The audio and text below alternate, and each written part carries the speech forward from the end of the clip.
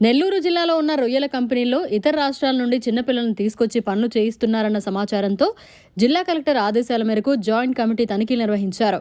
ఈ సందర్భంగా అధికారులు రొయ్యల ప్రాసెసింగ్ యూనిట్లో ఉన్న బాలికలను తనిఖీ చేసి వారి ఆధార్ కార్డులు సేకరించి కంపెనీలో ఎంతమంది పనులు చేస్తున్నారో వారి వివరాలను అడిగి తెలుసుకున్నారు. ఈ సందర్భంగా జిల్లా బాలల సంరక్షణ అధికారి సురేష్ మాట్లాడుతూ జిల్లాలో ఇప్పటి వరకు 12 రొయ్యల కంపెనీలు తనిఖీలు చేయడం జరిగిందని, కంపెనీలో పనులు చేసేవారు వారి ఆధార్ కార్డులు మార్చుకుని కొందరు పనులు చేస్తున్నారని, అవన్నీ క్షుణ్ణంగా పరిశీలించి నివేదిక వచ్చిన వెంటనే మైనర్లు ఉన్నారని వస్తే ఆ కంపెనీపై కేసులు నమోదు చేసి కఠినమైన చర్యలు తీసుకోవడం జరుగుతుందని తెలిపారు. ఈ తనిఖీల్లో labour department, ICDS, police, fishery, factories department, CWC, వైద్య ఆరోగ్య శాఖ అధికారులు తదితరులు పాల్గొన్నారు.